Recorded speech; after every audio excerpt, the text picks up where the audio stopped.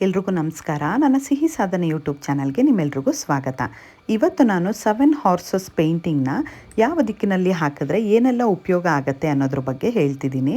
ಹಾಗೆ ನೀವು ಅಬ್ಸರ್ವ್ ಮಾಡಬೇಕಾಗಿರೋದು ಏನು ಅಂದರೆ, ಪೇಂಟಿಂಗ್ನ ತೊಗೋಬೇಕಾದ್ರೆ ಆ ಎಲ್ಲ ಕುದುರೆಗಳ ಕಣ್ಣು ವಿಸಿಬಲ್ ಆಗಿರಬೇಕು. ಹಾಗೆ ಎಲ್ಲ ಕುದುರೆಗಳ ಕಾಲುಗಳು ಕೂಡ ಅಷ್ಟೇ ಆ ಪೇಂಟಿಂಗ್ನಲ್ಲಿ ಕಾಣಿಸೋ ಥರ ಇರಬೇಕು. ಆ್ಯಂಡ್ ಎಲ್ಲ ಕುದುರೆಗಳು ಒಂದೇ ದಿಕ್ಕಿನಲ್ಲಿ ಓಡೋ ಥರ ಇರಬೇಕು.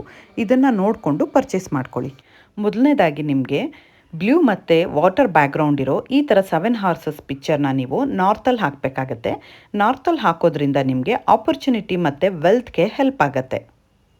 ಎರಡನೇದಾಗಿ ಈ ಥರ ರೈಸಿಂಗ್ ಸನ್ ಹಾಗೆ ಗ್ರೀನ್ ಬ್ಯಾಕ್ಗ್ರೌಂಡ್ ಇರೋದನ್ನು ಈಸ್ಟಲ್ಲಿ ಅಂದರೆ ಪೂರ್ವ ದಿಕ್ಕಿನಲ್ಲಿ ಹಾಕೋದ್ರಿಂದ ನಿಮಗೆ ಕನೆಕ್ಷನ್ಸ್ಗೆ ಮತ್ತು ಗವರ್ಮೆಂಟ್ ಜಾಬ್ಸ್ಗೆ ಹೆಲ್ಪ್ ಆಗುತ್ತೆ.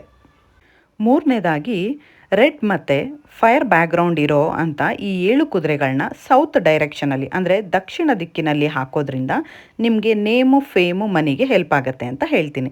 ಇದನ್ನು ಆದಷ್ಟು ಬಿಸ್ನೆಸ್ ಜಾಗದಲ್ಲಿ ಹಾಕೊಳ್ಳಿ. ಈ ವಿಡಿಯೋ ನಿಮ್ಮೆಲ್ರಿಗೂ ಹೆಲ್ಪ್ಫುಲ್ ಆಗಿದೆ ಅಂತ ಅಂದ್ಕೊತೀನಿ.